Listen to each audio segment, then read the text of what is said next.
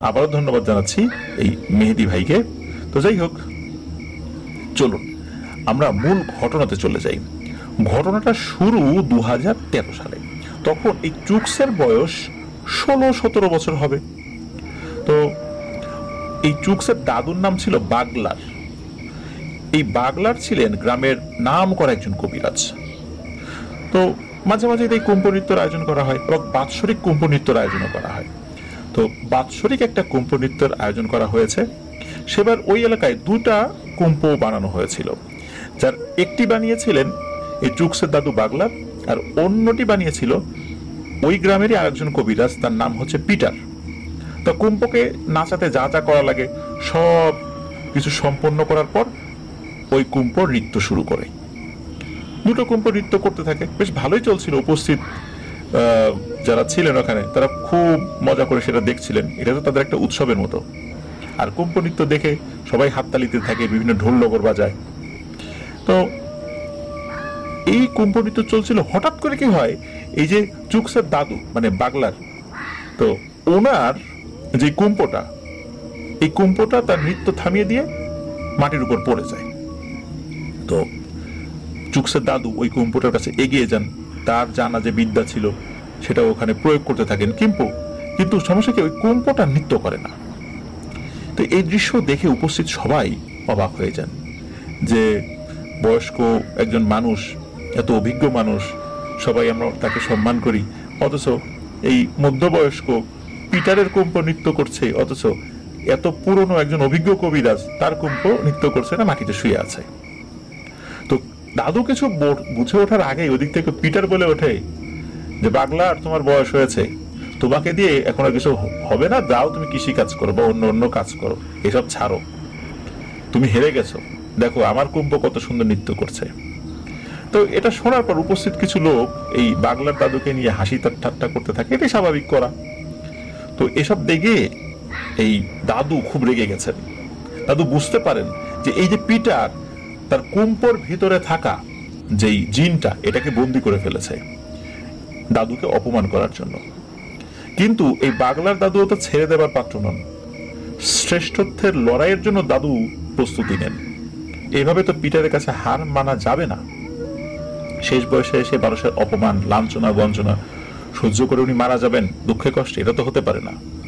তো বাগলার দাদু তার কবিরাজি বিদ্যা দিয়ে তার বন্দি করা কুম্ভকে মুক্ত করতে সক্ষম হন। আর শুধু মুক্ত করতে সক্ষম হন নাই, পিটারের কুম্ভর ভিতরে থাকা যে জিনটা ছিল এটাকে বন্দি করে ফেলেন। এবার পিটারের কুম্ভ নৃত্য থামিয়ে মাটিতে পড়ে যায়, আর বাগলার দাদুর কুম্ভ নৃত্য করতে থাকে। তখন গ্রামের সবাই অবাক, কি হচ্ছে তারা বুঝে উঠতে পারেন না। তবে এটা বুঝতে পারেন গোপনে এই দুই কবিরাজের মধ্যে জাদুর লড়াই চলছে। বিষয়টা গ্রামবাসী উপভোগ করে, তারাও দেখতে চায় কে সেরা, কার ক্ষমতা বেশি।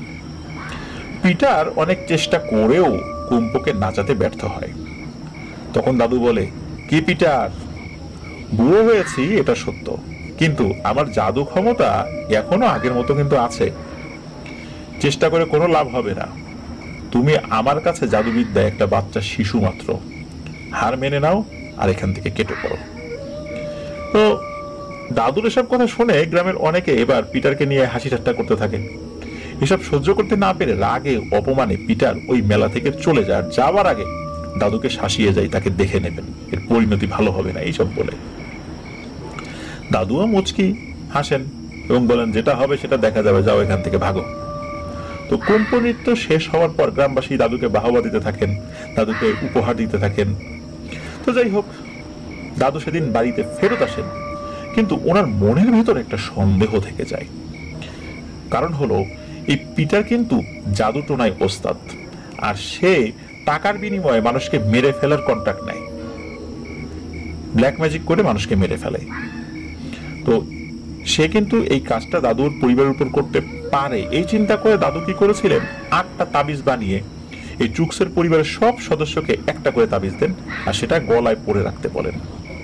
তো ওখানে এই ব্ল্যাক ম্যাজিকের বিষয়গুলো কাটানোর জন্য ওনারা ওনাদের মতো করে বিভিন্ন ভয়ানক ভয়ানক উপকরণ দিয়ে কিছু তাবিজ তৈরি করেন। তো ওনাদের পরিবারের সদস্য সংখ্যা, মানে চুকসের পরিবারের সদস্য সংখ্যা 9 জন, দাদু সহ। চুকসের বাবা মা, চুকসের ছোট বোন, তারপরে চুকসের দাদা দাদি, তার 2 কাকা এবং 1 ফুপু। তো চুকসের বাবা সবার বড়, চুকসের কাকা আর ফুপুর তখনও বিয়ে হয়নি। তো দাদুর কথা মতো ওনারা সবাই তাবিজগুলো উনি ধারণ করেছেন। তো পিটার যেভাবে শাসিয়ে গেছে সে হয়তো সহজে ছেড়ে দেবে না। সে যদি রাগের মাথায় কিছু করে বসে, হঠাৎ করে তার মোকাবেলা করা তো কঠিন হয়ে যাবে। এই কারণেই মূলত দাদু এই কাজটি করেছিলেন। এরপর দাদু তার কবিরাজি বিদ্যা প্রয়োগ করে পিটারের পেছনে একটা সংবাদ সংগ্রহকারী একটা জিন লাগিয়ে রাখেন, যাতে করে পিটার কোনো পদক্ষেপ নিলে দাদু সেটা সহজে মোকাবেলা করতে পারেন। যাই হোক, প্রায় 1 মাস হয়ে যায়, কিছু হয়নি দেখে ওনারা বিষয়টা ভুলেই গিয়েছিলেন।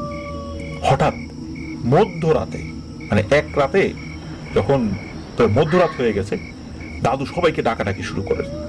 তো সবাই তো ঘুমিয়েছিলেন, দাদুর ডাকে সবার ঘুম ভেঙে যায়। তো সবাই বেরিয়ে আসলে দাদু সবাইকে উঠোনের এক কোণে একসাথে বসে পড়তে বলেন। তো সবার কিছু বুঝে ওঠার আগেই দাদু সবাইকে ধমক দিয়ে বলেন যে এই কথা কানে যায় না, তাড়াতাড়ি সবাই এক জায়গায় জড়ো হয়ে বসো, সময় নাই বেশি, আর আমি না বলা পর্যন্ত এখান থেকে কেউ নড়বে না। তো সবাই তো দাদুর কথা মতো এক জায়গায় জড়সড়ো হয়ে বসে পড়েন। দাদু ওনাদের চারপাশে একটা বৃত্ত আঁকেন। তারপর উনি ওনার ছোট ঘরে, যেখানে তিনি বসে কবিরাজি করেন বা জাদুটোনা করেন, সেই ঘরে যান। আর 4টা কাঠের মূর্তি, অর্থাৎ যেগুলোকে ওখানে জামবিটু বলা হয়, এটা বের করে আনেন। মূর্তি 4টাকে বৃত্তের 4 কোণে রাখেন। বৃত্তটা গোল, কিন্তু ওটাকে 4টা সাইডে রেখেছিলেন আর কি। তারপর দাদু তার ওই ঘরে চলে যান এবং সেখান থেকে একটা কাঠের টুল বের করে আনেন এবং সাথে একটা তোয়ালে, মানে টাওয়েল সাথে নিয়ে আসেন। তো কাঠের যে টুলটা উঠানের মাঝখানে রেখে তার চারপাশে বৃত্ত আঁকেন, আর দাদু সেই বৃত্তের মাঝে বসে পড়েন। এবার দাদু টুলে বসে মন্ত্র পড়তে থাকেন। আর ওই যে হাতে যে টাওয়ালটা, আমরা অনেক সময় টাওয়াল ভেজানোর পরে যেভাবে চিপি পানি, মানে নিংড়াই, যেটা পানি ফেলার জন্য 1 হাত দিয়ে এক পাশে ধরে আর 1 হাত দিয়ে মোচড়াতে থাকি, ঠিক ওইভাবে উনি ওই টাওয়ালে পাক দিতে থাকেন। মন্ত্র পড়ার কিছুক্ষণ পর হঠাৎ করে বাড়ির সবাই বাতাসের শব্দ শুনতে পান। দেখেন বড় একটা পাখি ডানা ঝাপটাতে ঝাপটাতে ওনাদের ঘরের চালের উপর এসে বসে। সেই রাতটা খুব একটা অন্ধকার ছিল না, আকাশে চাঁদ ছিল। বাড়ির সবাই খুব ভালো করে খেয়াল করেন ওইটা একটা ঈগল পাখি। প্রায় 1 মিনিট পর একইভাবে আরেকটা ঈগল পাখি আগের সেই পাখির জায়গায় এসে বসলো, মানে পাশে এসে বসলো আর কি। তো দাদু একইভাবে টাওয়ালে পাক দিচ্ছেন, ওই টাওয়ালে পাক দিচ্ছেন আর মন্ত্র পড়ে যাচ্ছেন। এভাবে পরপর 9টা ঈগল পাখি ওনাদের ঘরের চালে এসে বসলো। তো বাড়ির সকলের ভেতরে এক ধরনের আতঙ্ক সৃষ্টি হয়েছে, আসলে কি হতে যাচ্ছে। পরিস্থিতি যাই হোক, ওনাদের বিশ্বাস ছিল যে দাদু সবকিছু সামলিয়ে নেবেন, কারণ উনি অনেক বড় একজন কবিরাজ। হঠাৎ করে কি হলো, ওই যে সামনে যে 4টা জামবেটু রেখেছিল, যে পুতুল আর কি, কাঠের পুতুল, হঠাৎ করে একটা জামবেটু একটু নড়ে উঠলো। সাথে সাথে একটা ঈগল পাখি চাল থেকে উড়ে ওনাদের সামনে, মানে ওই যে যারা বসেছিল বৃত্তের ভিতরে, বাড়ির সবাই ওই দিকটাতে চলে আসে। ঈগল পাখির এই ক্ষিপ্র গতিতে আসা দেখে ওই বৃত্তের ভিতরে থাকা সবাই ভয় পেয়ে যান এবং একে অন্যকে জড়িয়ে ধরেন। কারণ দাদু বলেছিলেন যা কিছু হয়ে যাক বৃত্তের বাইরে বের হওয়া যাবে না, উনি যতক্ষণ না পর্যন্ত না বলেন। ঈগল যেভাবে শিকার ধরে, ঠিক একইভাবে মাটি থেকে কিছু একটা ধরে নিয়ে উড়ে চলে গেল। ওই বৃত্তের ভেতরে থাকা লোকদেরকে আক্রমণ করলো না। প্রথম দিকে বৃত্তের ভেতরে থাকা এই যে চুকস বা অন্যান্যরা কিছু দেখতে পান নাই যে পাখিটা আসলে কি ধরে নিয়ে গেল। এর 20 থেকে 25 সেকেন্ড পর আবার জামবেটু একটু নড়ে ওঠে আর মাটিতে পড়ে যায়। সাথে সাথে আর একটা ঈগল একইভাবে ছো মেরে কিছু একটা ধরে নিয়ে উড়ে চলে যায়। এবার ওনারা খেয়াল করেন যে ঈগলের মুখে যেটা, সেটা একটা সাপ। তো প্রথমে পা দিয়ে ধরেছে, তারপর ঠোঁট দিয়ে আর একটা অংশ ধরেছে, এইভাবে উড়ে চলে গেছে। তো এইভাবে একটা একটা করে জামবেটু নড়ে ওঠে আর একটা ঈগল এসে সাপ ধরে নিয়ে চলে যায়। জামবেটু ওখানে 4টা ছিল, কিন্তু ঈগল ছিল 9টা। তো প্রত্যেকটা জামবেটু 2 বার করে নড়ে ওঠে, 2 বার করে নড়ে ওঠে, পড়ে যায়, দ্বিতীয়বার পড়ে যায়। তো এইভাবে 8টা ঈগল 8টা সাপ ধরে নিয়ে উড়ে চলে গেল, বাকি থাকলো একটা ঈগল। কিন্তু দাদু কিন্তু তার মন্ত্র পড়া বন্ধ করেন নাই। হঠাৎ দাদু তার হাতের যে টাওয়েলটা এই টাওয়েলটা উঠোনের একদিকে ছুঁড়ে মারেন, যেদিকে মারেন সেদিকে বিরাট এক আর্তনাদ শোনা যায়। মানে কাউকে প্রচন্ড জোরে আঘাত করলে যেমন কেউ আর্তনাদ করে ওঠে, ঠিক তেমন। আর ঠিক তখনই শেষ ঈগলটি এসে দাদুর সামনে থেকে আর একটা সাপ ধরে নিয়ে উড়ে চলে যায়। এর 2 থেকে 3 মিনিট পর দাদু ইশারায় সবাইকে ডাকেন। তো ওনারা সবাই ওই বৃত্ত থেকে বের হয়ে দাদুর কাছে যান। দাদু খুব হাঁফাচ্ছিলেন। তো এই যে চুকসের বাবা, উনি দাদুকে ধরেন আর জিজ্ঞেস করেন যে এসব কি হচ্ছে বাবা। তো দাদু বলেন যে এখন গিয়ে শুয়ে পড়ো সবাই, কাল সকালে সব বিষয় নিয়ে কথা বলবো, এখন আর কথা বলবো না, আমার শরীর ভালো লাগছে না। এই বলে দাদু তার ঘরে চলে যান। ওনারাও যে যার মতো ঘরে চলে যান। সকালবেলা দাদু ঘুম থেকে উঠলে ওনারা সবাইকে দাদুকে জিজ্ঞেস করেন যে কাল রাতে কি হয়েছিল। তখন দাদু বলতে থাকেন যে কুম্ভ নৃত্য নিয়ে পিটারের সাথে ঝামেলা হওয়ার পর থেকে পিটার চেয়েছিল পুরো পরিবারকে শেষ করে দিতে, মানে চুকসের মা বাবা সে থেকে শুরু করে দাদা দাদি সবাইকে শেষ করে দিতে। কিন্তু এই যে দাদু, উনি বিপদ আঁচ করতে পেরে সবাইকে একটা রক্ষা কবচ দিয়ে রাখেন। এটা তার কোনো জাদু কাজ করেনি। আর এর ফলে ওই পিটার খুব একটা ক্ষতি করতে পারেনি, যেহেতু সবাই আর একটা জাদুর মন্ত্র দিয়ে সিদ্ধ করা মাদুলি ধারণ করেছে। তখন পিটার বুঝতে পারে এভাবে তো কাজ হবে না। তখন সে অন্য কৌশল অবলম্বন করে। এটা হচ্ছে সর্প চালান বা সাপ চালান। এটা খুবই ভয়ানক একটা আফ্রিকান কালো জাদু। এর সামনে কোনো রক্ষা কবচ কাজ করে না, মানে যে যত বড় তাবিজ নিক না কেন কোনো লাভ নাই।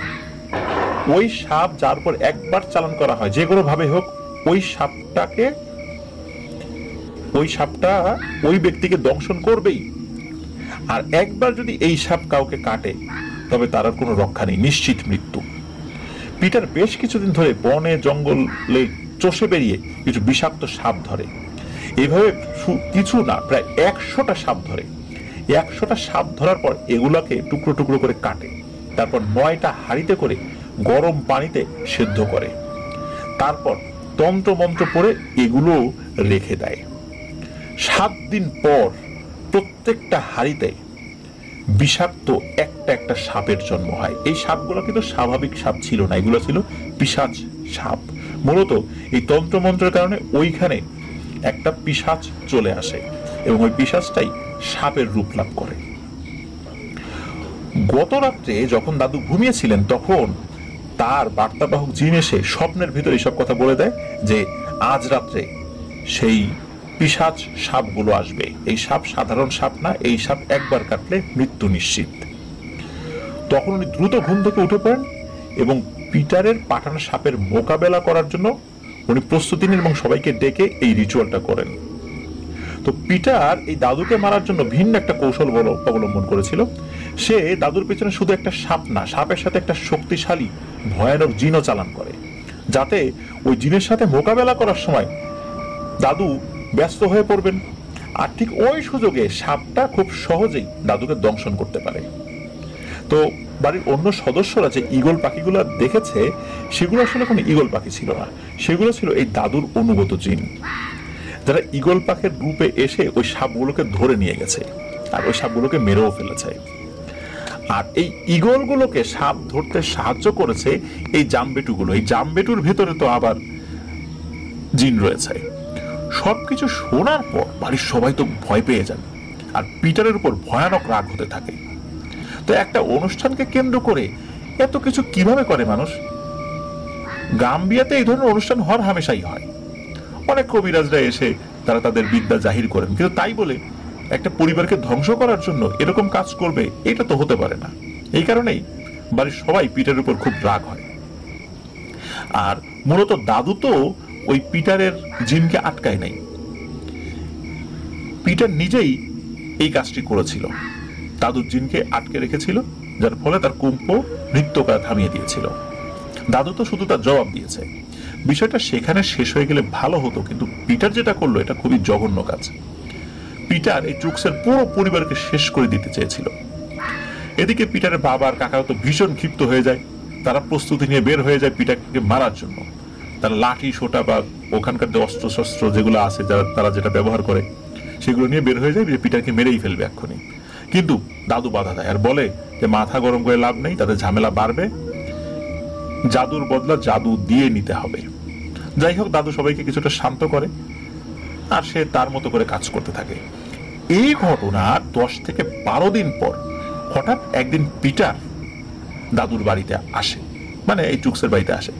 প্রথমে তো তাকে দেখে উপস্থিত সবাই, মানে বাড়িতে যারা ছিলেন আর কি, সবাই তো ভয় পেয়ে যায়। একই অবস্থা তার, তার পুরো শরীর জুড়ে গোল গোল ক্ষত আর ক্ষত স্থানে পচন ধরেছে, তার শরীর দিয়ে ভয়ানক দুর্গন্ধ বের হচ্ছে, আর তার গলাটা অনেক ফুলে ফুটবলের মতো হয়ে গেছে।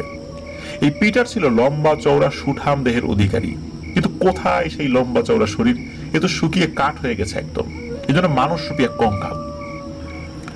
সবচেয়ে ভয়ানক ব্যাপার হলো তার পুরো শরীরের চামড়া সাপের চামড়ার মতো হয়ে গেছে।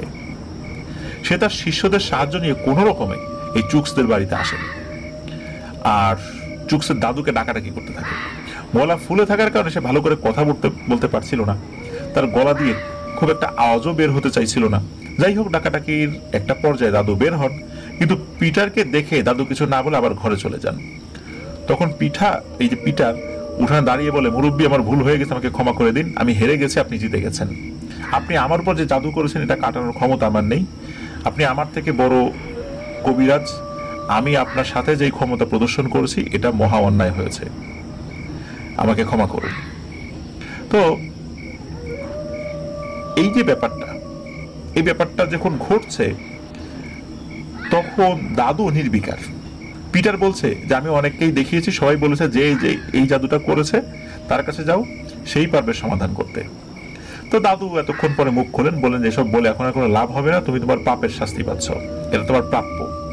তুমি আমার পুরো পরিবারকে ধ্বংস করতে চেয়েছিলে, কিন্তু আমি তো তোমার মতো অমানুষ না, আমি তো শুধু তোমার উপর জাদু করেছি, আমি চাইলে তোমার পুরো পরিবারের উপর করতে পারতাম। তো এই কথা শোনার পর পিটার হাউমাউ করে কাঁদতে থাকে। পিটার বলে, আমি মারা গেলে আমার পরিবারকে কে দেখবে? মানছি আমি রাগের মাথায় একটা ভুল করে ফেলেছি, কিন্তু আপনিও সেই একই কাজটাই তো করলেন, আমাকে ক্ষমা করে দিন, আমি কথা দিচ্ছি আর কোনোদিন আমি কারো কোনো ক্ষতি করব না। কিন্তু দাদু তাকে পরিষ্কার জানিয়ে দেন সে তাকে বিশ্বাস করে না, আর দাদু তার জাদু তুলে নেবেন না। তো যাই হোক, পিটার অনেক অনুনয় বিনয় করে কোনো লাভ হয় না, পিটার হতাশ হয়ে চলে যায়। আর যাবার আগে পিটার বলে যায় যে আমি জানি আমি আর বেশি দিন বাঁচবো না, কিন্তু মরার আগে আমিও কিন্তু কিছু একটা করে মরবো, এটা কিন্তু মাথায় রেখেন। তো এখানে একটা কথা বলে রাখা ভালো, এই যে পিটার টাকার লোভে মরণ বানের কাজগুলো করতেন, যেটা ঘটনা শুরুতে বলেছিলাম একবার, যে কালো জাদু করে কাউকে মেরে ফেলা, টাকা দিলেই কারোর উপর এই মরণ বানটা প্রয়োগ করবে সে। তো এভাবে সে বহু মানুষকে হত্যা করেছে। তো দাদু কিন্তু কালো জাদু করতেন, কিন্তু কখনো কাউকে মরণ বান মারতেন না, উনি এটা জানতেন, এই মরণ বান মানা কিন্তু উনি জানতেন, তারপরে উনি কখনো এটা করেন নাই। এই পিটার এই যে কাজগুলো করেছে, মূলত এই সব কিছুর ক্ষোভ একত্র হয়ে দাদু এই প্রতিশোধটা ঝেড়েছেন, যেহেতু সে অসংখ্য মানুষকে হত্যা করেছে টাকার বিনিময়ে। এই কারণে দাদু ইচ্ছাকৃতভাবেই তার উপর করা কালো জাদু তুলে নেন নাই, কারণ তার উপর করা কালো জাদু তুলে নিলে পিটার আবার অনেক মানুষের ক্ষতি করবে। এই জন্যই মূলত দাদু কোনোভাবেই পিটারের অনুনয় বিনয়ে রাজি হন নাই। আর এই পিটারের উপর কালো জাদুর যেই ব্যাপারগুলো করা হলো, এটা করার পরও দাদুর মধ্যে কিন্তু কোনো অনুশোচনাই নাকি কাজ করে নাই। তো যাই হোক, পিটার চলে যাওয়ার পর চুক্স সহ বাড়ির সবাই দাদুকে জিজ্ঞেস করেন যে এই ভয়ঙ্কর অবস্থা কি করে হলো। তো দাদু কি করেছিল যার জন্য এই ভয়ঙ্কর পরিণতি হলো পিটারের। এখানে একটা বিষয় আছে প্রিয় লিসেনার্স, সেটা হলো আমরা তো মানুষ জাতি, আমাদের ভিতরে ভালোবাসা, রাগ, ক্ষোভ, ইমোশন সবই আছে। রাগ ক্ষোভে আমরা অনেক খারাপ কিছু করে ফেলি। আর পিটারের ক্ষেত্রে যেটা হয়েছিল, তার এই করুণ পরিস্থিতি দেখে ওই দাদুর পরিবারের অন্য সদস্যদেরও কিন্তু মায়া কাজ করছিল। যত খারাপ লোকই হোক না কেন, পিটারও তো একজন মানুষ। আর তার উপরে এত ভয়ানক কালো জাদু করা হয়েছিল, আর তার পরিণতি দেখে অন্তত সকলের মনেই মায়া জন্মেছিল। কিন্তু দাদুরও আর কোনো উপায় ছিল না, কারণ দাদু ভালো করে জানতেন পিটার সুযোগ পেলে আবার ক্ষতি করবে, আর শুধু দাদুর না, পুরো পরিবার এবং অন্যান্য মানুষেরও ক্ষতি করবে। তাই দাদু বাধ্য হয়ে নিজের পরিবার এবং আরো মানুষের জীবন বাঁচাতে পিটারের উপরে এই ভয়ানক কালো জাদু করেন। যাই হোক, দাদুকে যখন জিজ্ঞেস করা হয় দাদু কি করেছে তার উপরে, তখন দাদু বলে যে এটা নাকি বদলা জাদু। মানে হচ্ছে পিটার শুরু করেছে সাপ দিয়ে, দাদুও তার বদলা স্বরূপ সাপ দিয়ে তার উপরে জাদু করেছেন। কিন্তু দাদুর জাদু ছিল অন্যরকম এবং আরো ভয়ানক। পৃথিবীর কারো শক্তি নেই এই জাদুর এই বন্ধনীটা কাটানোর। এই জাদু শুধু নাকি এই দাদুই পারেন এবং দাদুর যিনি ওস্তাদ উনি পারতেন। পুরো আফ্রিকা মহাদেশে এই জাদু জানা লোকের অভাব কম। মানে জাদু যেটা অনেক সময় করা হয়, সর্পচালান করা হয়, কিন্তু দাদু যেটা করেছিলেন পিটারের উপরে, এই জিনিসটা জানা লোকের সংখ্যা আফ্রিকাতেই কম রয়েছে। তো যাই হোক, দাদু বলেন যে এক প্রজাতির সাপ আছে, তারা নাকি দিনে 2 থেকে 3 বার খায়। এই সাপ নাকি না খেয়ে বেশি দিন বাঁচতে পারে না। এই সাপ পাওয়া যায় আফ্রিকার গভীর জঙ্গলে। দাদু তার কবিরাজি বিদ্যা খাটিয়ে তার শিষ্যদের সাহায্যে এই সাপ ধরতে সক্ষম হন। তারপর তিনি এই সাপের উপরে কালো জাদু করেন পিটারের নামে। দাদু কিছু কাঁটা এই সাপের শরীরের ভিতরে গেঁথে দেন, যাতে এই সাপের শরীরে দ্রুত পচন ধরে। আর একটা বড় কাঁটা সাপের গলার ভেতরে গেঁথে দেন, যাতে এই সাপ কিছু খেতে না পারে। আর খেতে না পেরে এই সাপ যখন মারা যাবে, সেই সাথে পিটারও মারা যাবে। এবার সবাই বুঝতে পারেন যে পিটারের শরীরে কেন এত ক্ষত সৃষ্টি হয়েছে, পচন কেন ধরেছে, আর পিটারের গলাটা কেন ফোলা ছিল। এর 1 কি 2 দিন পরে পিটারের মৃত্যুর খবর চলে আসে দাদুর বাড়িতে। পিটারের মৃত্যুর সাথে সাথেই তো সবকিছু শেষ হয়ে যাওয়ার কথা ছিল, তাই না? না, ঘটনা এখনো অনেক বাকি। তো সবাই অবাক হয়ে যান, বিশেষ করে চুকসের ঘটনা শুনে। চুকস যখন সবাইকে বলছিলেন যে এইভাবেও জাদু করা সম্ভব। তো যাই হোক, পিটার মারা যাবার 2 দিন পরে হঠাৎ একদিন মধ্যরাতে এই পিটার এই চুকসের বাড়িতে উঠানে ধস্তাধস্তির শব্দে এই চুকসের বাবার ঘুম ভেঙে যায়। ওনার বাবা দ্রুত ঘর থেকে বাইরে বের হয়ে আসেন। এসে একটা দৃশ্য দেখে এই চুকসের বাবা চিৎকার করতে থাকেন। তো চুকসের বাবার চিৎকার শুনে বাড়ির অন্য সদস্যরাও সবাই বাড়ির ঘর থেকে বাইরে বের হয়ে আসে। তো সবাই দেখেন যে এই চুকসের দাদু উঠানে অচেতন অবস্থায় পড়ে আছে, আর চুকসের বাবা দাদুকে ধরে জ্ঞান ফেরানোর চেষ্টা করছে। মানে অন্যান্য সবাই এসে দেখেন। তো কি হয়েছে জানতে চাইলে চুকসের বাবা বলেন যে উনি ধস্তাধস্তির শব্দে বাইরে এসে দেখেন কোনো এক অদৃশ্য শক্তি এই চুকসের দাদুকে তুলে আছাড় মারছে। তো এই দৃশ্য দেখার পর উনি যখন চিৎকার দেন, তখন ওই জিনিসটা দাদুকে ছেড়ে দিয়ে চলে যায়। তো যাই হোক, সবাই দাদুকে ধরাধরি করে ঘরে নিয়ে যান। সকালবেলা দাদুর যখন জ্ঞান ফেরে, তখন সবাই তো জানতে চান যে হয়েছিল কি কাল রাতে। দাদু খুব অসুস্থ ছিল, ঠিকমতো কথা বলতে পারছিলেন না। তার শরীরে অনেক জায়গায় ব্যথা পেয়েছিলেন উনি, বিশেষ করে কোমরে অনেক ব্যথা পেয়েছিলেন। তো দাদু তারপরও কষ্টে বলছিলেন আর কি, যে উনি তো ঘুমিয়েছিলেন। হঠাৎ কেউ একজন ওনার নাম ধরে ডাকাডাকি করে। তো উনি ভাবলেন এত রাত্রে কে এলো, যাই গিয়ে দেখি কারো কোনো সমস্যা হলো কিনা, কারণ এরকম হওয়ার হামেশাই রাতের বেলা লোক আসে বিভিন্ন সমস্যা নিয়ে। উনি ঘর থেকে বেরিয়ে কাউকে দেখতে পান না। উনি তাকে খুঁজতে থাকেন। উনি যখনই উঠানে আসেন, তখনই এক অদৃশ্য শক্তি তাদের উপর আক্রমণ করে বসে। এটা ছিল অনেক শক্তিশালী এবং দ্রুতগামী একটি জিন। এই পৃথিবীতে যত শয়তান জিন রয়েছে, এরা নাকি সবচেয়ে দ্রুতগামী হয়ে থাকে এবং এদেরকে দেখা যায় না, তবে এদের অস্তিত্ব ঠিক টের পাওয়া যায়। মানুষ এদেরকে খুবই কম দেখতে পায়, তবে জিনেরা এদেরকে দেখতে পায়। তবে জিনেরাও নাকি কম দেখতে পায়। অদৃশ্য থেকে জিনদের উপর আক্রমণ করে। জিনেরা এমনিতেই অদৃশ্য, কিন্তু জিনেরাও অদৃশ্য জিনিস কিন্তু বা অন্য জিনদের দেখতে পেলেও এদেরকে কম দেখতে পায়। আর জিনদের মধ্যে সবচেয়ে দ্রুতগামী জিন হচ্ছে ইফরিত। তাদেরকে দেখা যায় না, তাদের অস্তিত্বই শুধু বোঝা যায়। এরা অত্যন্ত শক্তিশালী প্রজাতির জিন। তো যাই হোক, প্রিয় লিসেনার্স, আপনারা জানেন যে হযরত সুলাইমান আলাইহিস সালামের রাজদরবারে থাকা অসংখ্য জিনদের মধ্যে শক্তিশালী একটা জিন ছিল, যে রানী বিলকিসের সিংহাসন এনে দিতে চেয়েছিলেন। যে সুলাইমান আলাইহিস সালাম বসা থাকবেন, বসা থেকে দাঁড়াতে যতটুকু সময় লাগবে এই সময়ের মধ্যে। তো তাহলে বুঝতেই পারছেন যে জিনদের মধ্যে কত দ্রুতগামী জিন ছিল। শোনা যায় এই জিনটা ছিল নাকি ইফরিত সম্প্রদায়ের জিন। তো তো যাই হোক, তো ইফরিত জিনের অত্যন্ত দ্রুত গতির এবং দ্রুত গতিতে দাদুর উপর আক্রমণ করে বসে। তো প্রথমে ধস্তাধস্তি হয়, সেই ধস্তাধস্তির শব্দে চুকসের বাবার ঘুম ভেঙে যায়। তো উনি যখন বেরিয়ে এসেন তখন এসে দেখেন এই অবস্থা। তখন উনি চিৎকার দিয়েছেন, ওই চিৎকার শুনে বাড়ির সব লোক চলে আসে। তখনই মূলত ইফরিতটা ছেড়ে দিয়ে চলে যায়। তা না হলে নাকি দাদুকে ওই সময় মেরে ফেলতো। তো এইসব কথা শোনার পর বাড়ির সবাই তো অনেক ভয় পেয়ে যান। তো দাদু বলেন এই জিন অনেক শক্তিশালী, আর এরা যার একবার পিছনে লাগে তাকে শেষ করা না পর্যন্ত ছাড়ে না। ও মারা যাবে তখন শেষ হবে, কিন্তু জীবিত থাকা অবস্থায় কখনোই নাকি ও ছাড়বে না। এরকম ভয়ানক প্রজাতির জিন এরা। এর হাত থেকে বাঁচা শুধু কঠিনই নয়, অসম্ভবও বটে। তো দাদু তার সন্তান মানে চুকসের বাবা, চুকসের কাকাদের উদ্দেশ্যে বলেন যে তার সব শিষ্য এবং এক বন্ধু কবিরাজের কাছে যেতে। দাদু সেই বন্ধুর নাম ছিল লালা। এই লালা আর দাদু মানে চুকসের দাদু খুব ঘনিষ্ঠ বন্ধু ছিলেন। ওই লালা দাদুর মতো একজন অভিজ্ঞ কবিরাজ ছিলেন। তো খবর পেয়ে এই লালা দাদু উনি ছুটে আসেন চুকসের দাদুকে দেখতে। তারপর দাদুর মুখে সবকিছু শুনে এই লালা দাদুকে সান্ত্বনা দেন এবং বলেন কিছু হবে না, সব ঠিক হয়ে যায়, তুমি চিন্তা করো না, আমি তো আছি।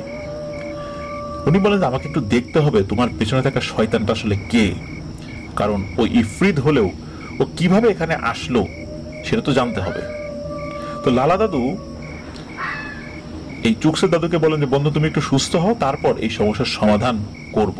আপাতত বাড়িটা বন্ধ করে রাখো যাতে করে শয়তান বাড়ির ভিতর প্রবেশ করতে না পারে। তখন দাদু বলেন তোমার কি মনে হয় এটা করে তাকে আটকানো যাবে? আমার বশকৃত সব জিনদের চোখ ফাঁকি দিয়ে সে আমার উপর আক্রমণ করেছে, তাকে কোনোভাবে আটকানো সম্ভব নয়।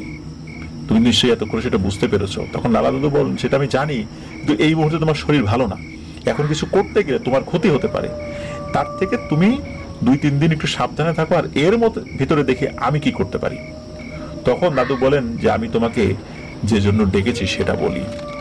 আমি চাই তুমি এই ইফরিতটার সাথে একটা চুক্তি করো, অর্থাৎ শত্রুর সাথে একটা সমঝোতা। আর আমি জানি যে এই কাজ তুমি আমার থেকে ভালো পারো, এই উপকারটুকু করে দাও আমার। লালা দাদু তো বেশ চিন্তায় পড়ে যান। একটু ভেবে চিন্তা করে সে চুকসের দাদুকে বলেন যে হ্যাঁ সেটা করা যায়, কিন্তু তুমি তো ভালো করে জানো বাগলার, সে যদি চুক্তি করতে রাজি হয় তখন সে যা চাইবে তাকেই সেটা দিতে হবে, আর তা না হলে তুমি আর আমি কেউ বাঁচবো না। এখন ভেবে বলো তুমি কি তার শর্ত মানতে প্রস্তুত? দেখা গেল সে এমন কিছু চেয়ে বসলো যেটা তুমি দিতে পারবে না, তখন কিন্তু বাঁচতে হলে তোমাকে দিতেই হবে, আর দিতে না পারলে মৃত্যু অবধারিত। এর থেকে আমি বলি তুমি 2-3টা দিন একটু সাবধানে থাকো, তারপর আমরা একসাথে ওই শয়তানের মোকাবেলা করব। সে যতই শক্তিশালী হোক না কেন, তার থেকে শক্তিশালী জিনকে বশ করে তাকে শায়েস্তা করব। তখন এই বাগলার দাদু বলেন যে এই সময় আমি নাও পেতে পারি, সে তার আগেই আমাকে আর আমার পরিবারকে মেরে ফেলতে পারে, তার থেকে ভালো তুমি চুক্তি করো তার সাথে। তখন লালা দাদু বলেন ঠিক আছে, তুমি আয়োজন করো, আমি কথা বলে সমাধানের চেষ্টা করব। তো যাই হোক, তো চুকসের দাদুর যারা শিষ্য ছিলেন তারা দাদুর কথা মতো আয়োজন করতে থাকেন। আর সেদিন সন্ধ্যার পর লালা দাদু আসনে বসেন ওই জিনের সাথে চুক্তি করার জন্য।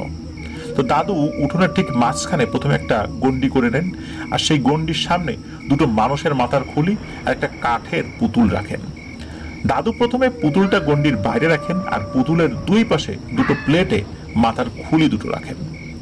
আর ওনাদের সবাইকে ঘরের ভিতরে চলে যেতে পারেন, মানে চুকস থেকে শুরু করে নিয়ে চুকসের পরিবার অন্য সদস্য যারা আছেন তাদের সকলকে ঘরের ভিতরে চলে যেতে বলেছিলেন, এবং বলে দেন কেউ যেন ঘর থেকে বের না হয়। এই বিষয়ে এই লালা দাদু এবং চুকসের দাদু বাড়ির সবাইকে সতর্ক করে দেন কোনোভাবে ঘর থেকে বের হওয়া যাবে না, যাই হোক না কেন। তো চুকস সহ পরিবারের সবাই ঘরের ভিতরে থাকেন। এই লালা দাদু কাজ শুরু করে দেন। এই লালা দাদু গন্ডিটা তৈরি করেছেন, ওই গন্ডির ভেতরে বসে মন্ত্র পড়ছেন। কিছুক্ষণ পরই ঝড়ো বাতাস বইতে থাকে। বাইরের পরিস্থিতি দেখতে ওনারা তো ঘরের জানালা দিয়ে বাইরে তাকিয়ে থাকেন। ওনারা দেখেন যে মানে গাছের যে অবস্থা, আশেপাশে গাছগুলো ছিল সবগুলো দুলছে, মনে হচ্ছে এখন সব লন্ডভন্ড হয়ে যাবে। ঘরের বাইরে বের হতে নিষেধ করলো, জানালা দিয়ে দেখাটা বারণ ছিল না। হঠাৎ করে পুরো বাড়ি কেঁপে উঠলো একবার। এবার ওই যে পুতুল, যেটাকে আমরা জামবেটু বলি, ওই পুতুলটা মানুষের মতো করে কথা বলে উঠল।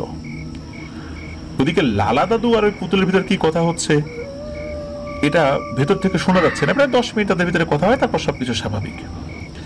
এরপর লালা দাদু কিছুটা দূরে থাকা এই চুকসের দাদুর কাছে যান এবং তাকে সব ঘটনা খুলে বলেন। যাই হোক, তারা বেশ কিছুক্ষণ কথা বলেন।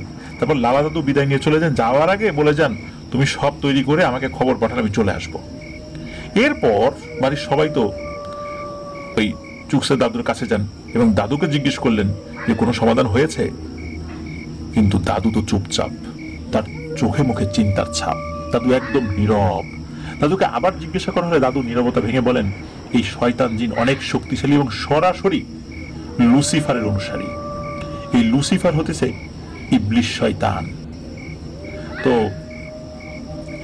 এই যে লুসিফার সরাসরি যারা তার অনুসরণ করে এবং তাকে পূজা করে, এরা অত্যন্ত শক্তিশালী হয়, বিশেষ করে জিনদের মধ্যে। আর এদেরকে থামানোটা অত্যন্ত কঠিন ব্যাপার। এই পিটার মৃত্যুর আগে একটা যজ্ঞ করে যায় লুসিফারের নামে এবং সে একটা নর বলি দিয়েছিল, জীবন্ত একটা মানুষকে বলি দিয়েছিল। সে মরে যাচ্ছে, তারপরও সে তার পাপ কাজ থেকে বিরত হয়নি। সে একটা নর বলি দেয়, কোনো জায়গা থেকে একটা মানুষকে ধরে নিয়ে এসেছে, তাকে বলি দেয় এবং বলি দেওয়ার মাধ্যম দিয়ে এই শয়তানকে এই পরিবারের উপরে চালান করে দিয়েছে। তো এই যে লুসিফারের উদ্দেশ্যে যে বলি দেওয়া হয়েছিল, তো মূলত লুসিফারের সাথে চুক্তি হয়েছে। আর যখন কোনো মানুষ এই ধরনের নরবলি দেওয়ার মাধ্যমে লুসিফারের সাথে চুক্তি করে, তখন খুব শক্তিশালী একটা পিশাচ প্রকৃতির জিন, ইফরিত সম্প্রদায়ের জিন, তখন ওই বিষয়টা বাস্তবায়ন করার জন্য সে কাজ শুরু করে দেয়। আর যদি ওই জিনটা এই কাজ না করে, তাহলে নাকি খোদ ইবলিশ শয়তান ভয়ানক শাস্তি দেয় ওই জিনটাকে। এই জন্য যে কোনো মূল্যে এই কাজটি করেই ছাড়ে ওই জিনটা।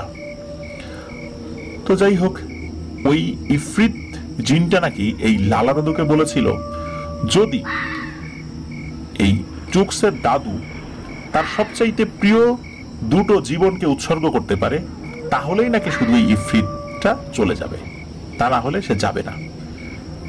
এবং ইফরিতটা এটাও বলেছিল যে এই চুকসের দাদুর সবচাইতে প্রিয় দুটো জিনিস হচ্ছে তার দুই নাতি নাতনি। এর মধ্যে একজন হলো চুকস আর চুকসের বোন।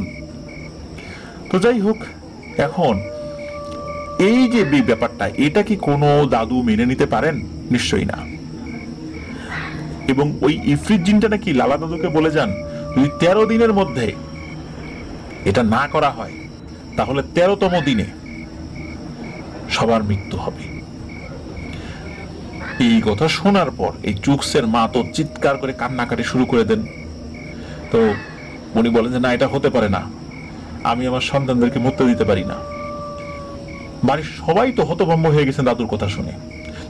দাদু সবাইকে শান্ত হতে বলেন এবং দাদু এই চুকসের মাকে উদ্দেশ্য করে বলেন, বৌমা, তুমি এটা ভাবলে কি করে যে আমি এই কাজ করব? আমার দেহে প্রাণ থাকতে আমি এটা কখনোই করব না। যদি বাঁচতে হয় সবাই একসাথে বাঁচবো, মরতে হয় সবাই একসাথে মরবো, কিন্তু বাঁচার জন্য পরিবারের কোনো সদস্যকে বলি দেব না। আমি বিকল্প পথ অবলম্বন করার চেষ্টা করছি। তোমরা এখন যাও, আমাকে ভাবতে দাও কি করা যায়।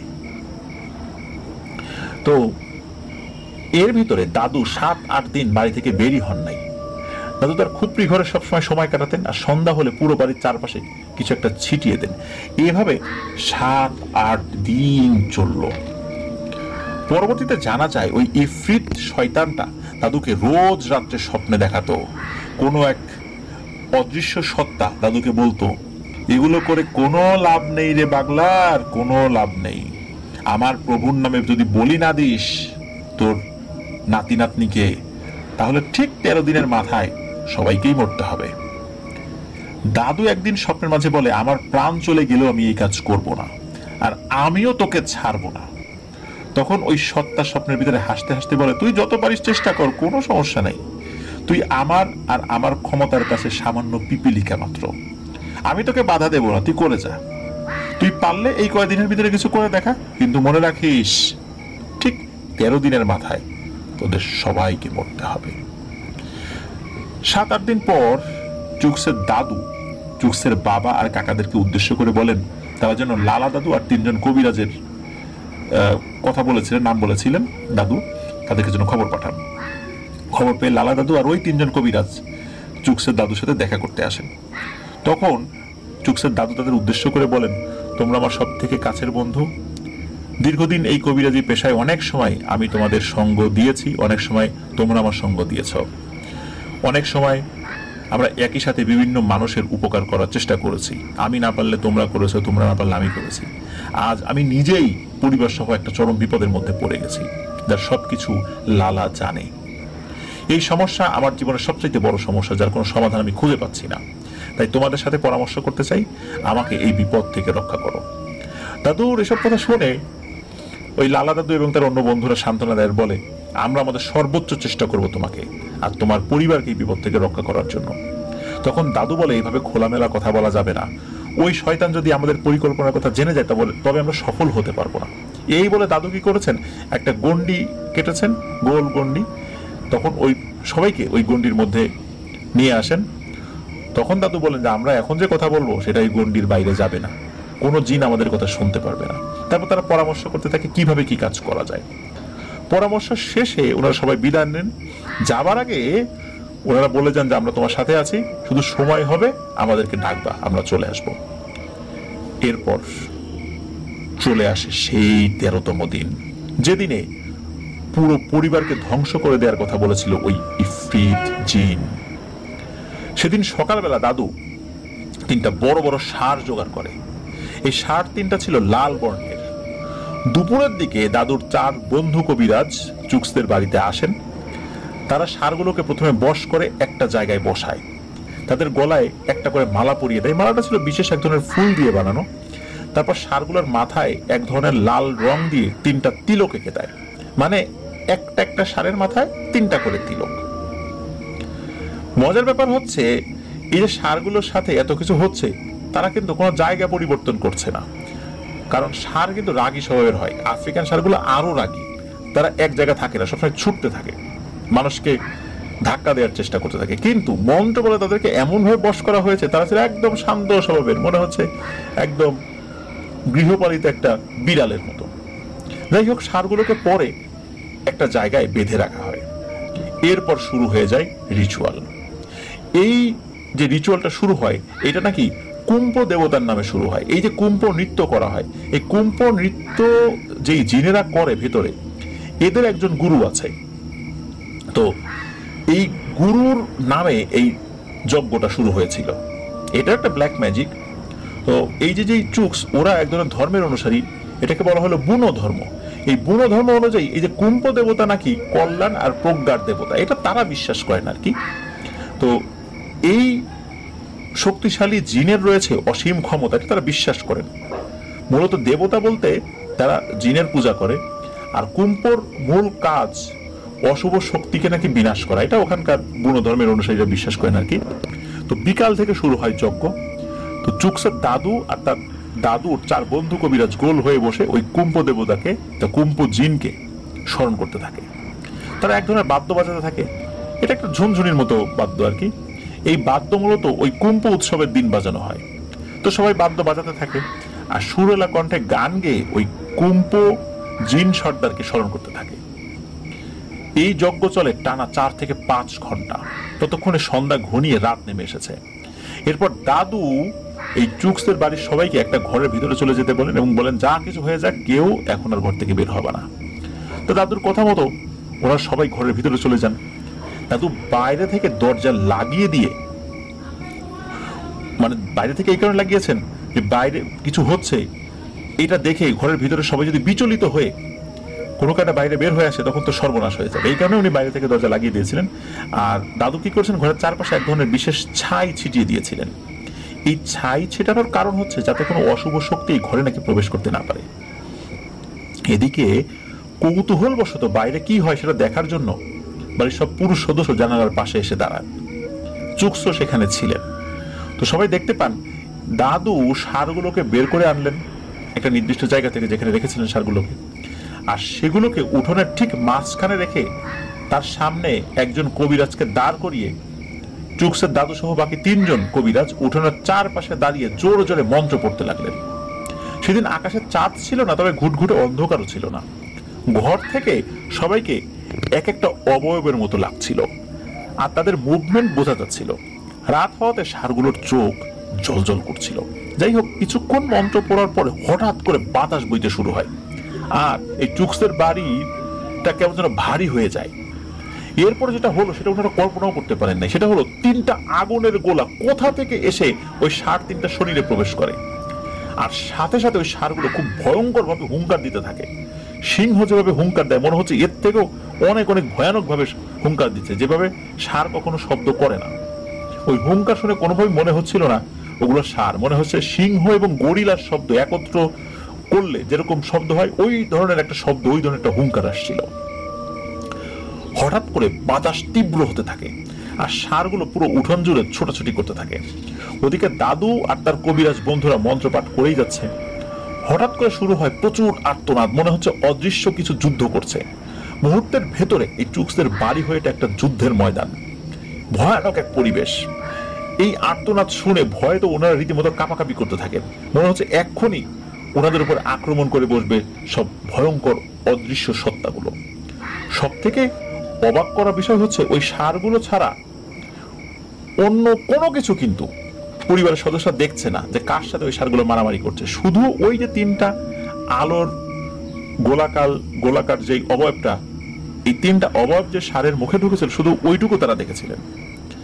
তো ষাঁড় যে কতটা হিংস্র হতে পারে ওই রকমের মারামারি না দেখলে কোনোভাবে বোঝা যাবে না। চুকস এটাই জানিয়েছেন আর কি। তো চুকস তো ছোট মানুষ ছিলেন, 16-17 বছর বয়স, তারা দেখার সাহস হয়নি। তো চুকস সরে যায় জানালা থেকে। তো এই যুদ্ধটা অনেক সময় ধরে চলে। একটা অদ্ভুত ব্যাপার হচ্ছে এরকম ভয়ঙ্কর 3টা ষাঁড় উঠোন জুড়ে ছোটাছুটি করছে, কিন্তু এই চুকসের দাদু পাগলার সহ আরো যেই কবিরাজরা আছেন তাদের শরীরে কিন্তু ওই ষাঁড়গুলোর কোনো স্পর্শই লাগছে না। এটা কি কোনো স্বাভাবিক বিষয়? নিশ্চয়ই না। তো যাই হোক, যুদ্ধ চলার এক সময় চুকসের দাদু আর তার বন্ধুরা চিৎকার করে বারবার একটা কথা বলতে থাকে, যেটা আফ্রিকান ভাষায়, মানে তারা তো সব কথা আফ্রিকাতেই বলেছে, আমরা পিওর বাংলায় আপনাদেরকে বলছি আর কি। তা আফ্রিকান ভাষায় এক ধরনের শব্দ করে, এটা যদি বাংলা করা হয় সেটা এরকম হয় হচ্ছে, অপশক্তির পরাজয় হবে, ধ্বংস করে দাও, এই ধরনের কথা বারবার বলছিল আর কি। তো এইভাবে ষাঁড় এবং অদৃশ্য শক্তির যুদ্ধ চলল সারা রাত। ভয়ানক এক রাত ছিল ওই পরিবারের জন্য। তো এটা ছিল চুকসের জীবনের সবচেয়ে ভয়ঙ্কর অভিজ্ঞতা, এটা চুকস জানিয়েছেন। তো শেষ রাতের দিকে আস্তে আস্তে সব নীরব হয়ে যায়, ঝড় বাতাস আর্তনাদ সব বন্ধ হয়ে যায় ততক্ষণে। ওদিকে ষাঁড় 3টা মাটিতে লুটিয়ে পড়ে। সাথে সাথে বাগলার দাদু আর তার বন্ধুরা দ্রুত তাদের কাছে ছুটে যায়, আর বাইরে থেকে পানি এনে ওই ষাঁড়গুলোর মাথায় ঢালতে থাকে। ষাঁড় 3টা একদম অচেতন হয়ে পড়েছিল। এদিকে ভোরের আলো ফুটে ওঠার পর দাদু ওনাদের সকলের, মানে ঘরের ভিতরে যারা ছিল আর কি, দরজা খুলে দিলেন আর বললেন আপাতত বিপদ কেটে গেছে। আপাতত এই কথাটা শুনে বাড়ির লোকজন তো আরো অবাক হন। আপাতত মানে কি? তাহলে কি আরো বিপদ আছে সামনে? ওদিকে ষাঁড়গুলোর প্রাথমিক চিকিৎসা চলছে, তারা একটু সুস্থ হলে তাদেরকে তাদের মালিকের কাছে বুঝিয়ে দেওয়া হয়। যাই হোক, দাদুর বন্ধুরা সবাই দাদুর কাছ থেকে বিদায় নিয়ে চলে যান। তারপর দাদু বাড়ির সবাইকে উদ্দেশ্য করে বলেন, যাও সবাই সবার কাজ করো, আমি একটু বিশ্রাম নিয়ে পরে কথা বলবো। পরবর্তী দাদু বলেছিলেন ওই ষাঁড়গুলোর ভেতরে 3টা দুর্ধর্ষ জিন ভর করেছিল, যারা ছিল আফ্রিকান ভাষায় এদেরকে সারাকি বলা হয়। এই সারাকির 3 সন্তান। সারাকি হচ্ছে বুনো ধর্মাবলম্বী যারা আর কি, তাদের জিনেদের রাজা। তো এই সারাকির 3 সন্তান নাকি 3 লক্ষ সৈনিকের সাথে লড়তে পারে। খুব দুর্ধর্ষ জিনের 3 জন, এরা 3 আপন ভাই। এরা সহজে কারো ডাকে সাড়া দেয় না, কিন্তু এই বাগলার দাদু মানে চুকসের দাদু এবং তার বন্ধুদের সমস্ত অভিজ্ঞতা বিদ্যা প্রয়োগ করে তাদেরকে হাজির করতে সক্ষম হন। তো চুকসের কাছে এই সারাকি রাজা সম্পর্কে জিজ্ঞেস করা হয়েছিল, মেহেদি ভাই সহ আরো অন্যান্য জিজ্ঞেস করেছেন, কিন্তু চুকস এই বিষয়টা এড়িয়ে যান। শুধু এতটুকু বলেছিলেন যে এই সারাকি নাকি অনেক ক্ষমতার অধিকারী, এর বেশি কিছু বলেন নাই। তো যাই হোক, সারাকি নিয়ে আমরা আর বেশি কিছু এখনো জানি না, পরবর্তীতে জানলে প্রিয় আপনাদেরকে জানাবো। তো সেদিন রাতে পিটারের চালান করা ইফরিত জিন যখন ওই পরিবারে এসেছিল, কারণ ওটা 13তম দিন ছিল, তখন ওই সারাকি 3 ছেলেকে দেখে সে চলে যায়। কারণ সে একা আসেনি, সে এসেছিল তার পুরো সৈন্য দল নিয়ে। কিন্তু সারাকি 3 ছেলের কাছে মার খেয়ে তার সৈন্যরা সব পালিয়েছে। আর ওই যে ইফরিত জিনটা, ওই জিনটাকে সারাকি 3 ছেলে বন্দি করে নিয়ে গেছে। এভাবে ওই রাত্রে দাদু এবং তার বন্ধুরা সবাই মিলে দাদুর পরিবারকে রক্ষা করতে সক্ষম হন। প্রিয় লিসেনার্স, মনে হতেই পারে যে সারাকির 3 ছেলে তো ওই ইফরিত জিনকে বন্দি করে নিয়ে গেল, ঘটনা কি এখানেই শেষ? না, ঘটনা এখানেই শেষ নয়। সারাকির 3 ছেলে ইফরিতকে ধরে নিয়ে যাওয়ার পরে সবাই মনে করেছিল ঘটনাটা এখানে শেষ, কিন্তু ভুল প্রমাণিত হলো তার 10 থেকে 12 দিন পর। এই ঘটনার পর বাগলার দাদু মানে চুকসের দাদু ধরে নিয়েছিলেন যে ঘটনা শেষ হয়ে গেছে, সারাকিরা তো ওকে ধরে নিয়ে গেছে, ওকে ছাড়বে না, ওকে হয়তো মেরে ফেলবে। হঠাৎ একদিন রাত্রে দাদু স্বপ্ন দেখেন। স্বপ্নে সেই অদৃশ্য সত্তাটাকে দাদুকে বলছে, কি রে বাগলা, কি ভেবেছিস আমার হাত থেকে বেঁচে গেছিস? এই বলে সে হাসতে থাকে। আর হাসি শেষে সে বলে, আমাকে বন্দি করে রাখার মতো এত শক্তি কারো নাই রে, তুই জানিস না আমার ক্ষমতা সম্পর্কে।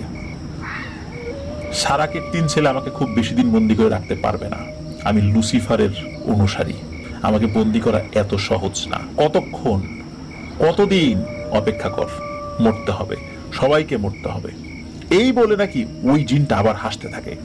এই স্বপ্ন দেখার পর দাদুর ঘুম ভেঙে যায়। দাদু তো দুশ্চিন্তায় পড়ে যান। এই শয়তানটাকে কিভাবে বিনাশ করবেন সেটা আর ভেবে পাচ্ছেন না দাদু। সে রাত্রে আর দাদুর ঘুম হয় না। ভোর হলে দাদু বেরিয়ে পড়েন তার বন্ধু কবিরাজদের সাথে দেখা করার জন্য। এদিকে রাস্তায় লালা দাদু আর এক কবিরাজের সাথে দেখাও হয়ে যায় বাংলার দাদু। তো দাদু তাদের দুজনকে দেখে অবাক হন, তাদের সাথে কথা বলে জানতে পারেন তারাও নাকি দাদুর সাথে দেখা করার জন্য আসছিলেন। আরো অবাক করা বিষয় হচ্ছে, দাদুর মতো তারা নাকি একই স্বপ্নই দেখেছেন। ওই শয়তান জিনটা তাদেরকেও স্বপ্নের মধ্যে হুমকি দিয়েছে। এমনকি ওই যে কবিরাজ লালা দাদুর যে আসছেন, তার আরো কবিরাজ এসেছেন, প্রত্যেকের জান তো নেবেই, তাদের পরিবারের কেউ নাকি শেষ করে দিবে ওই শয়তানটা বলেছে। ওই শয়তানটা কি বলেছে, এইবার শুধু বাগলার আর বাগলার পরিবার না, এবার তোদের সাথে যুদ্ধ, এবার তোদেরকেও মারবো। এই কারণেই মূলত ওই লালা দাদু আর একজন কবিরাজ আসছিলেন, এবং অন্যান্য কবিরাজ যারা আছেন তারাও নাকি একই স্বপ্ন দেখেছেন। এখন বিপদ তো শুধু একার না, এই শয়তানটাকে না আটকাতে পারলে এরা কেউ বাঁচবে না, সবাইকে মেরে ফেলবে।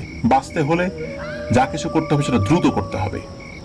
সবাই মিলে বুঝতে পারেন যে সারাকির 3 সন্তান ওই ইফরিতকে নিয়ে গেলেও সে কোনো না কোনো ভাবে হয়তোবা বের হয়েই যাবে, আজ না হয় কাল, খুব বেশি দিন আটকে রাখা যাবে না। সুতরাং যা কিছু করার খুব দ্রুত করতে হবে। তখন তারা সবাই মিলে সলা পরামর্শ করতে থাকে কিভাবে এই শয়তান এবং তার পুরো বাহিনীকে বিনাশ করা যায়। সবাই মিলে সেদিন সিদ্ধান্ত নেন যে আজকে সবকিছু জোগাড় করে আগামীকাল সন্ধ্যায় সবাই মিলে ওই শয়তান জিনের ব্যবস্থা করা হবে। সেদিন সন্ধ্যার পরে দাদু কিছু রিচুয়াল করে চুক্সদের বাড়ি পুরোটা বন্ধ করে দেন, আর বাড়ির সবাইকে সাবধান করে দেন রাতে যেন ঘর থেকে কেউ বের না হয়। তো ওনারা দাদুর কথা মতো যে যার ঘরে চলে যান এবং যে যার মতো শুয়ে পড়েন। হঠাৎ মধ্যরাতে একটা চিৎকার শুনে সবার ঘুম ভেঙে যায়। সাথে সাথে সবাই বের হয়ে দেখে এসে যে দৃশ্য দেখতে পায়, এটা ওই পরিবারের কেউ কখনো কল্পনাও করতে পারেনি এই দৃশ্য তারা দেখবে। এটা সহ্য করার মতো নয়। তারা এসে দেখতে পায় চুক্সের একমাত্র ফুপু, এই ফুপুর মাথাবিহীন নিথর দেহ মাটিতে পড়ে আছে ওয়াশরুমের পাশে। ফুপু তো ওয়াশরুমে যাওয়ার জন্য বাইরে বের হয়েছিলেন, ওয়াশরুম থেকেই উনি ফ্রেশ হয়ে ঘুমিয়েছিলেন, কিন্তু তারপর রাতের বেলা ওয়াশরুমের চাপ ছিল, এজন্য বের হয়েছিলেন। সবাই দেখেন যে ফুপুর গলার ফিনকি দিয়ে রক্ত পড়ছে, তখনও তার হাত পা ছোড়াছুড়ি করছে।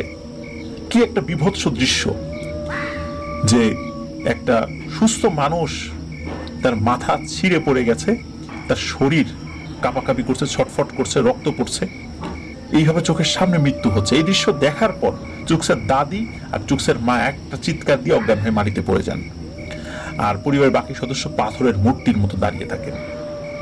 সেদিন পরিবারের অন্য সদস্যদের দেহ থেকে প্রাণবায়ু বের না হলেও মনে হচ্ছিল এখনই প্রাণবায়ু বের হয়ে যাবে। দুঃখে কষ্টে। এক সময় চুকসের বাবা আর চুকস এবং অন্যান্য কাকারাও, মানে চুকসের কাকারা হাউমাউ করে কান্নাকাটি শুরু করেন। তারা অনেকটা সময় নিথর হয়ে দাঁড়িয়েছিলেন এই দৃশ্য দেখে। এখানে চুকস বলেছিলেন যে আমরা আফ্রিকানরা কিন্তু মানসিকভাবে অনেক শক্তিশালী, আমাদের চোখে এত সহজে পানি আসে না, কিন্তু আমার ফুপুর এমন মর্মান্তিক মৃত্যুতে আমাদের পাথর হৃদয়কেও মোমের মতো গলিয়ে দিয়েছিল। সে দৃশ্য, সে বেদনা, সেই বিভীষিকাময় রাতের কথা কোনোভাবেই প্রকাশ করে মনের কষ্টটা সব ঢেলে দেয়া যাবে না। তো এই কথা চুকস বলেছিলেন। আর এদিকে এই ঘটনা ঘটার পর চুকসের দাদু বারবার নিজেকে দোষারোপ করতে থাকেন। তিনি বারবার একটা কথাই বলতে থাকেন, আজ আমার ব্যর্থতার কারণে আমার মেয়েকে হারাতে হলো। সকালে খবর পেয়ে প্রতিবেশীরা, দাদুর সব কাছের মানুষজন, তার বন্ধু কবিরাজরাও ছুটে আসেন। তারা সবাই দাদুকে সান্ত্বনা দিচ্ছে, কিন্তু দাদু কারোর সাথে কোনো কথা বলছেন না। এক পর্যায়ে উপস্থিত সবাই সিদ্ধান্ত নেন লাশের সৎকার করা হবে, যেটা ওই যে জনগোষ্ঠী, যেটা ওনারা মূলত জোলা জনগোষ্ঠী, ওই জোলা জনগোষ্ঠীর রীতি অনুযায়ী যেভাবে সৎকার করা হয়ে থাকে সেই অনুযায়ী করা হবে। কিন্তু বাগলার দাদু, মানে চুকসের দাদু বলে ওঠে, না, কেউ হাত দেবে না আমার মেয়ের লাশে। যে আমার কলিজার টুকরোকে এভাবে নৃশংসভাবে হত্যা করেছে, তার কিছু না করে আমি এই লাশের সৎকার করব না। তোমরা সবাই চলে যাও, সময় হলে আমি সবাইকে ডাকবো। এই বলে দাদু সবাইকে চলে যেতে বলেন। উপস্থিত সবাই এই বাংলার দাদুর কথায় অবাক হয়েছিলেন, অনেকে বিব্রত হয়ে সেখান থেকে চলে যান। এরপর চুকসের দাদু লালা দাদুর উদ্দেশ্য করে বলেন, আয়োজন করো। আসলে কিসের আয়োজনের কথা বলছেন বাংলার দাদু, আমরা সেটা জানতে পারবো এখন, প্রিয় লিসেনার্স। দাদু তার এবং তার বন্ধু শিষ্যদেরকে উদ্দেশ্য করে বলেন, জঙ্গলে যাও আর যেখান থেকে পারো 7টা শেয়াল ধরে নিয়ে আসো। দাদুর কথা মতো 15-16 জনের একটা দল অনেক চেষ্টার পরে 7টা শেয়াল ধরতে সক্ষম হয়। শেয়ালগুলোকে একটা জায়গায় আটকে রাখা হয়। এরপর দাদু বলেন, বাজার থেকে 7টা মাটির পাত্র আর 10 লিটার পেট্রোল কিনে নিয়ে আসো। এদিকে দাদু চুকসের বাবা এবং কাকাদের উদ্দেশ্য করে বলেন, তোমরা কিছু শুকনো কাঠের ব্যবস্থা করে রাখো। দাদুর কথা মতো সবকিছুর ব্যবস্থা করা হয়। এরপর সবাই অপেক্ষা করতে থাকে সূর্য ডোবার। সূর্য ডোবার পরে অন্যান্য দিনের মতো দাদু সকলের সুরক্ষার জন্য সবাইকে ঘরে চলে যেতে বলেন, আর তিনি ঘরটাকে ভালো করে বন্ধ করে দেন। এরপর চুকসের দাদু আর তার কবিরাজ বন্ধুরা মিলে শুরু করেন এক ভয়ানক যজ্ঞ, যেটা চুকসের ফুপুর মাথাবিহীন লাশের উপরে করা হচ্ছে। প্রথমে এই চুকসের ফুপুর লাশটা উঠানের একটি জায়গায় মাটিতে রেখে তার চারপাশে গোল করে বৃত্ত আঁকা হলো। এরপর শেয়ালগুলো ধরে আনা হয়, সেই সাথে লম্বা একটা ধারালো দা আর সেই মাটির পাত্রগুলো। শেয়ালগুলোর উপরে জাদুটোনা করে ওগুলোকে বশ করে ফেলা হয়েছিল, যার কারণে শেয়ালগুলো ছোটাছুটি করছিল না। তো দাদু এই মাটির পাত্রগুলো ধরে রাখার জন্য বললেন। এরপর দাদু এবং তার বন্ধুরা একসাথে মন্ত্র পড়তে থাকেন। দাদু একসময় ইশারা করেন একটা শেয়াল তার কাছে নিয়ে যাওয়ার জন্য। একজন একটা শেয়াল ধরে দাদুর কাছে নিয়ে যান। দাদু ও তার বন্ধুরা মন্ত্র পড়ে বিশেষ এক ধরনের রং সেই শেয়ালের গায়ে মাখাতে থাকে, যেটা ছিল একটা সিঁদুরের মতো নাকি। এরপর একজন কবিরাজ সেই শিয়ালটাকে ধরেন, আর একজন কবিরাজ একটা মাটির পাত্র ধরেন। শিয়ালটা কিন্তু খুব বেশি নড়াচড়া করছে না। শিয়ালটা যে মারা যাবে এখন এটাও বুঝতে পারছে না, কারণ ওটাকে তো বশীভূত করে ফেলা হয়েছে মন্ত্র পড়ে। তো দাদু ইশারায় বলেন ধারালো একটা দা তাকে দেওয়ার জন্য। ধারালো একটা দা, এক কোপে যেন কোনো কিছু ফেলে দেয়া যায় এমন ধারালো একটা দা হাতে নিয়ে দাদু মন্ত্র পড়তে থাকেন। সেই সাথে তার বন্ধুরাও মন্ত্র পড়ছেন। একসময় দাদু এক কোপে শিয়ালের ঘাট থেকে মাথাটা আলাদা করে ফেলেন, আর সাথে সাথে একজন কবিরাজ সেটাকে চেপে ধরে, আর আরেকজন কবিরাজ সেই কাটা যে শিয়ালটা, সেই শিয়ালের রক্তগুলো মাটির পাত্রে সংগ্রহ করেন। একসময় পাত্রটা রক্তে পরিপূর্ণ হয়ে যায়, তখন দুজন কবিরাজ সেই শিয়ালের বডিটাকে আরেকটা জায়গায় নিয়ে গিয়ে রাখেন। এভাবে দাদু সেই রক্ত সহ মাটির পাত্রটি এই চুকসের ফুপুর লাশের পাশে যে বৃত্ত আঁকা ছিল তার পাশে রাখেন, আর ওই শিয়ালের কাটা মাথাটা ওই পাত্রের পাশে রাখেন। এভাবে 7টা শিয়ালকে বলি দেওয়া হয়। 7টা মাটির পাত্র ভর্তি শিয়ালের রক্ত আর 7টা শিয়ালের কাটা মাথা চুকসের ফুপুর লাশের পাশে গোল করে সাজিয়ে রাখা হয়। এরকম লালা দাদু আর চুকসের দাদু এরা এই লাশের দুই পাশে বসে মন্ত্র পড়তে থাকেন। বাকি 3 জন কবিরাজ শুকনো কাঠগুলো নিয়ে আসেন এবং সেগুলোকে চিতার মতো সাজিয়ে তার ভিতরে পেট্রোল ঢেলে তাতে আগুন জ্বালিয়ে দেন। দাউ দাউ করে আগুন জ্বলছে। এরপর এক এক করে শিয়ালের বডিগুলো সেই আগুনের চিতার উপরে তুলে দেন। পুড়তে থাকে কাঁচা শিয়ালের কাঁচা মাংসগুলো। প্রিয় লিসেনার্স, খেয়াল করুন যে আগুন জ্বালানোর আগে কিন্তু শিয়ালগুলো ওই চিতার উপর রাখা যেত, কিন্তু না, আগুন জ্বালানোর পরে ওই শিয়ালগুলো ওই চিতার উপর দিতে হয়েছিল। এটা একটা রিচুয়ালের অংশ ছিল। তো যাই হোক, কিছু সময় পর শুরু হয় প্রচন্ড বাতাস। এই বাতাস অন্যান্য দিনের তুলনায় একটু তীব্রই ছিল। আকাশে সেদিন চাঁদের আলো ছিল। সেদিন বাইরে কি হচ্ছে সেসব দেখতে খুব বেশি অসুবিধা হয়নি কারো। চুকস দেখেন যে তার ফুপুর মাথাবিহীন লাশটা হঠাৎ করে মাটি থেকে উঠে বসে এবং এক লাফে সেটা দাঁড়িয়েও যায়। জানালার ফাঁকা দিয়ে দৃশ্য দেখে চুকসের সারা শরীর ভয়ে শিউরে ওঠে। এদিকে অদৃশ্য কিছু সেই রক্তের হাড়িগুলো শূন্যে ভাসিয়ে নেয়, আর মুহূর্তের মধ্যে সেটা বাঁকা হয়ে মাটিতে পড়ে যায়। মানে সেই হাড়িগুলো শূন্যে ভাসিয়ে একটু বাঁকা হয়ে যায়, তার মানে হচ্ছে ওখান থেকে কেউ কোনো কিছু খেয়ে ফেলেছে। হাড়ির ভিতরে কোনো রক্ত নাই, রক্ত কোথায় গেল? মাটিতে পড়ার পর হাড়িগুলো ভেঙে যায়, কিন্তু সেগুলোর ভিতর কোনো রক্ত ছিল না। কি হচ্ছে এসব ভাবতে ভাবতে ঘটে যায় আরো একটা ভয়ানক ঘটনা। হঠাৎ করে শেয়ালের কাটা মাথাগুলো গায়েব হয়ে যায়, আর হাড় চেবানোর কটমট কটমট শব্দ হতে থাকে। এদিকে সেই শেয়ালের পোড়া দেহগুলো মুহূর্তের মধ্যে গায়েব হয়ে যায়, একইভাবে হাড় চিবানোর শব্দ হতে থাকে। এসব ঘটে গেল কয়েকটা মুহূর্তের ভেতরে। এরপর চুকসের ফুপুর লাশ আবার দুপ করে মাটিতে পড়ে যায়, সাথে সাথে ঝড়ও থেমে যায়। তখন চুকসের দাদু আর তার বন্ধুরা মিলে চুকসের ফুপুর লাশ ধরে ওই জায়গা থেকে সরিয়ে নিয়ে যায় এবং চুকসের দাদুর ঘরে নিয়ে যায়, যেখানে বসে চুকসের দাদু কবিরাজি করেন।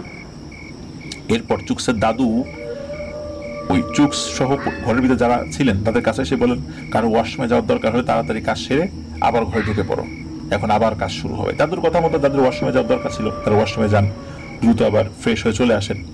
এরপর দাদু বলেন, আমি আমার ঘরে থাকবো, আমার সাথে আমার বন্ধুরা থাকবে, তোমরা রাতে ঘর থেকে কেউ বের হবে না, আমি ডাকলেও বের হবে না, যতক্ষণ পর্যন্ত ভোরের আলো ফুটবে না ফুটে ততক্ষণ পর্যন্ত কেউ বের হবে না। তো ওনারা তো দাদুর কথা মতো যে যার ঘরে চলে যান এবং দাদু চলে যান তার ঘরে। সবাই তো শুয়ে পড়েছেন, কিন্তু কারো চোখে ঘুম নাই, শুধু ফুপুর কথা মনে পড়ছিল। এসব চিন্তা করতে করতে হঠাৎ আবার সেই ঝড় বাতাস বইতে শুরু করে। বাইরের পরিবেশ জানলা দিয়ে দেখার জন্য চুকস উকি মেরেছেন, কিন্তু আকাশের চাঁদকে কালো মেঘে ততক্ষণে পুরোপুরি গ্রাস করে ফেলেছে, বাইরে কিচ্ছু দেখা যাচ্ছে না। হঠাৎ প্রচন্ড শব্দ করে ওনাদের ঘরের জানালা বন্ধ হয়ে যায়। ওনারা তো ভয়ে ছিটকে পড়েন। এর কয়েক সেকেন্ড পর শুরু হয় ধস্তাধস্তের করুণ আর্তনাদ, ভয়ঙ্কর সেই আর্তনাদ, প্রাণ বাঁচানোর আর্তনাদ। বিভীষিকাময় রাতটা আবার ফেরত আসলো। এইভাবে চলতে থাকে 20 থেকে 30 মিনিট। পুরো সময় জুড়ে সবাই একটা আতঙ্কের ভেতরে ছিলেন, এই বুঝি দেহ থেকে প্রাণটা বেরিয়ে যাবে, অদৃশ্য কোনো একটা সত্তা এসে আক্রমণ করবে, এক টানে মাথাটা ছিঁড়ে ফেলবে দেহ থেকে। সেই সময় আসলে কেমন অনুভূতি হতে পারে, এটা যারা ওই পরিবেশ পরিস্থিতি থাকবে তারা ছাড়া কেউ বলতে পারবে না। যাই হোক, কিছুক্ষণ পর সব নীরব হয়ে যায়। দাদুর কথা মতো কেউ ঘর থেকে বের হয় নাই। পরদিন সকাল হলে সবাই ঘর থেকে বের হয়ে আসেন, এসে দেখেন পুরো উঠোন জুড়ে অসংখ্য কাক মরে পড়ে আছে। তো দাদু সেগুলোকে এক জায়গায় জড়ো করেন এবং একটা গর্ত করে মাটি চাপা দিয়ে দেন। এরপর চুকসের ফুপুর সেই মাথাবিহীন লাশের সৎকার করা হয়, ওনার মাথাটা আর পাওয়া যায়নি। তো পরবর্তীতে দাদু সকলকে বলেছিলেন যে ওনাদের পেছনে চালান করা সেই ইফরিত জিন এবং তার পুরো সৈন্য দলকে মেরে ফেলা হয়েছে, এবং এই কাজ করেছে 7 জন নরকের পিশাচ। এদেরকে নরকের পিশাচ বলার কারণ হচ্ছে এরা খুব ভয়ঙ্কর, আর এরা যেখানে যায় সেই জায়গাটাকে মুহূর্তের মধ্যে নরকে পরিণত করে ফেলে। আজকের মতো বিদায় নিচ্ছি। সবাই ভালো থাকবেন, সুস্থ থাকবেন। আসসালামু আলাইকুম।